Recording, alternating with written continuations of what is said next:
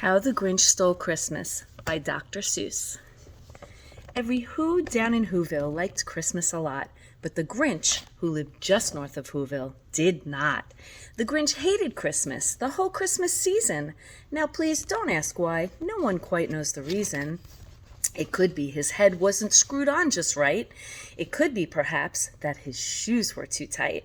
But I think that the most likely reason of all may have been that his heart was 2 sizes too small. Whatever the reason, his heart or his shoes, he stood there on Christmas Eve hating the Whos, staring down from his cave with a sour, grinchy frown at the warm, lighted windows below in their town. For he knew every Who down in Whoville beneath was busy now hanging a mistletoe wreath. And they're hanging their stockings, he snarled with a sneer. Tomorrow is Christmas, it's practically here. Then he growled, with his Grinch fingers nervously drumming, I must find some way to stop Christmas from coming. For tomorrow he knew all the Who girls and boys would wake bright and early. They'd rush for their toys. And then, oh, the noise, noise, noise. That's one thing he hated, the noise.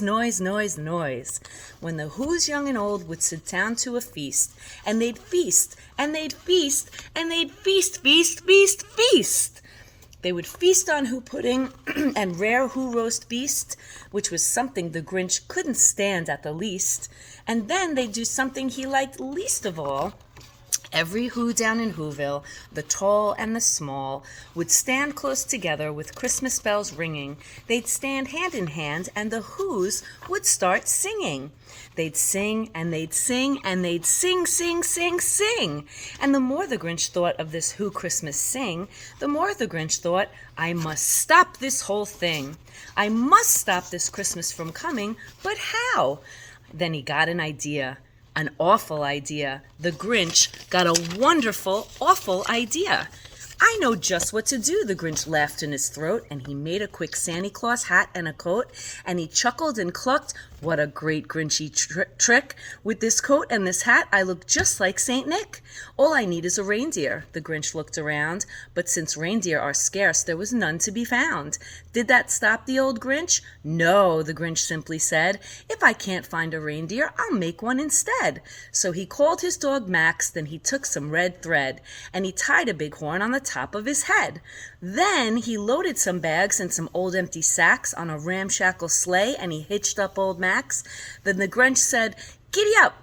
And the sleigh started down toward the homes where the Whos lay a snooze in their town.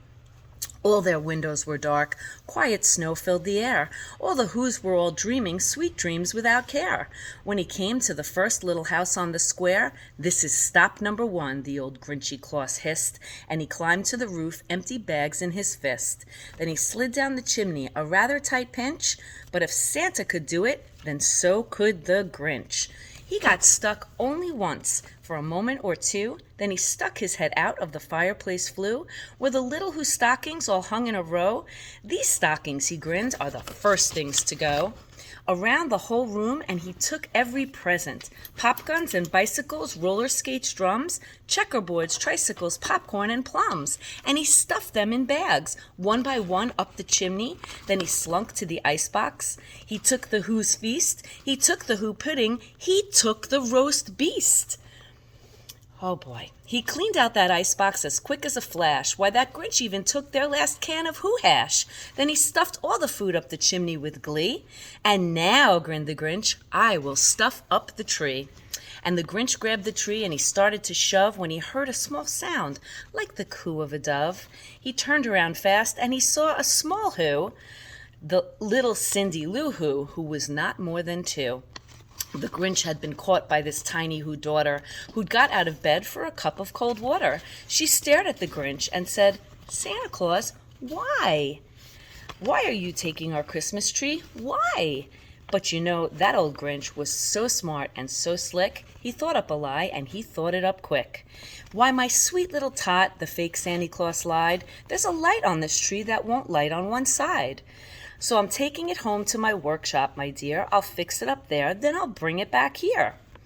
And his fib fooled the child. Then he patted her head, and he got her a drink, and he sent her to bed. And when Cindy Lou Who went to bed with her cup, he went to the chimney and stuffed the tree up. Then the last thing he took was the log for their fire. Then he went to the chimney himself, the old liar. On their walls he left nothing but hooks and some wire.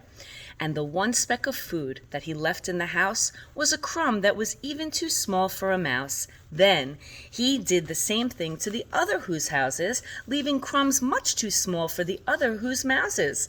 It was past dawn, all the Who's still abed, all the Who's still a snooze when he packed up his sled.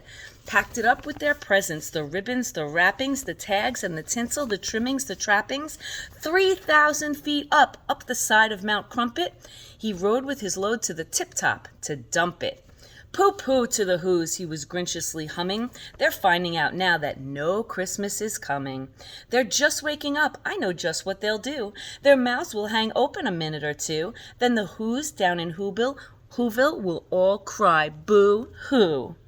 That's a noise, grinned the Grinch, that I simply must hear. So he paused, and the Grinch put his hand to his ear. And he did hear a sound rising over the snow. It started in low, then it started to grow. But the sound wasn't sad. Why, this sound sounded merry. It couldn't be so, but it was merry, very.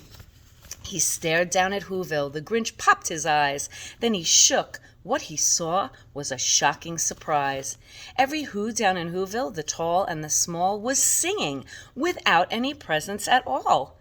He hadn't stopped Christmas from coming. It came. Somehow or other, it came just the same. And the Grinch, with his Grinch feet ice cold in the snow, stood puzzling and puzzling. How could it be so? It came without ribbons, it came without tags, it came without packages, boxes, or bags. And he puzzled 3 hours till his puzzler was sore. Then the Grinch thought of something he hadn't before. Maybe Christmas, he thought, doesn't come from a store. Maybe Christmas, perhaps, means a little bit more. And what happened then? Well, in Whoville they say that the Grinch's small heart grew 3 sizes that day. And the minute his heart didn't feel quite so tight, he whizzed with his load through the bright morning light, and he brought back the toys and the food for the feast. And he himself, the Grinch, carved the roast beast. Happy holidays.